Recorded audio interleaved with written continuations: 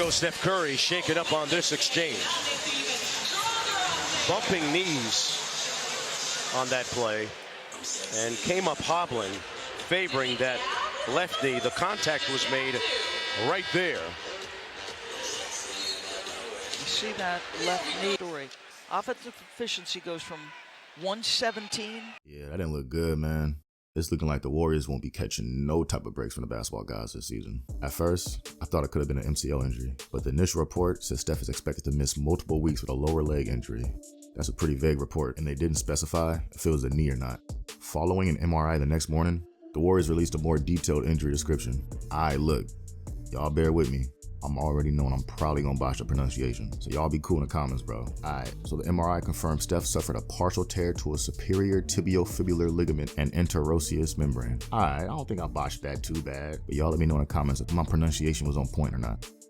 But to get back on topic, I've never heard of this type of injury before, so I don't know how to set my expectations. But one thing that's for sure is that Steph avoided significant structural damage. This could have easily been much worse. Instead, Steph has a chance to come back in about a month, maybe less depending on the healing process and Steph's pain tolerance. One positive you could take away from the situation is that the All-Star break is coming up on February 17th. That gives Steph an extended recovery window, since players get a week off for All-Star break. Here's what Dr. Narav Pania had to say about the injury.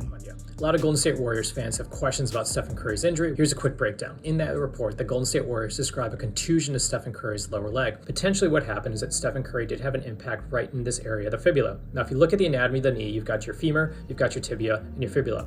The tibia and the fibula are the two major bones of the lower leg.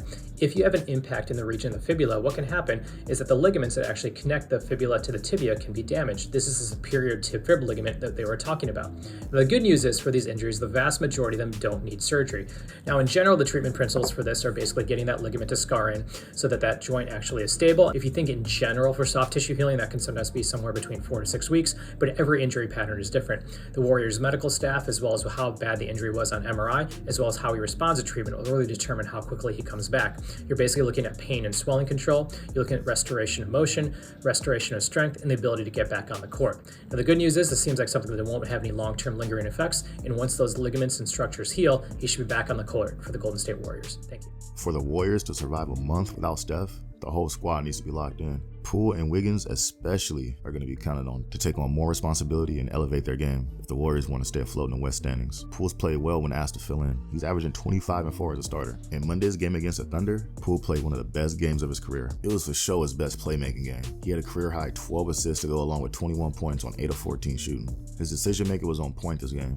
That's been a story with Poole most of the season. Limiting his turnovers are going to be key for JP. As for Wiggins, man, it sucks because he was having a strong start to the season before he sustained an abductor injury that took him out a little over a month. Those type of injuries ain't no joke, man, especially for basketball players. Any movement you would need to do on a basketball court is compromised. Before the injury, Wiggs was shooting a career high across the board. Field goal percentage, three-point percentage, everything was up. But since the injury, Wiggins hasn't been that effective. But he's more than likely still working his way back physically from that injury. I promise you Wiggins isn't 100% right now, which is why I've been patient with Wiggs. I know what's coming. And for that reason, Monday's game against the Thunder was encouraging. It was definitely his best game since returning. It wasn't even necessarily his offense, but his defense was insane. Bro had SGA in shackles, bro. Straight clamps. Dude couldn't get no clean looks. Rise up. Next thing you know, you see Wiggins' go-go gadget arm extended out of nowhere for a perfect contest. As solid as Wiggins was, it's gonna be some nights where the Warriors need even more from him without Steph. I'm not saying Wiggins needs to average 25 a game, but if the Warriors can get playoff Wiggs, that would be huge. His lockdown defense, presence on the boards, and rim pressure was irreplaceable in that title run. Wiggins was the second best player on the court in the finals.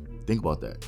The second best player on the court in the finals behind Steph. He outplayed Tatum, outplayed Brown. Like, Wiggins has it in him. We've seen it, he's proved it. I expect Wiggs to continue improving. If he can get back to that level physically, the Warriors are gonna be fine. Yo, is it me, or does Klay love playing against OKC? Killer hung 42 points in them dudes' heads. Fresh off the highest scoring month of his career. Yeah, you heard that right. January was Klay's highest scoring month of his NBA career, averaging 27 a game in that span.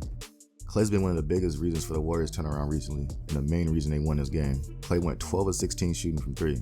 That's some stuff you see on 2K. After all that talk about Klay being washed a few months ago, he's now shooting 40% from 3 on the season, on 10 attempts a game. Not too bad, Killer. Anyways, that's all I got for y'all. If you stuck around this long into the video, I appreciate you. Like, comment, subscribe. If you enjoyed the content, I got more on the way, so stay tuned. I'm out, y'all. Peace.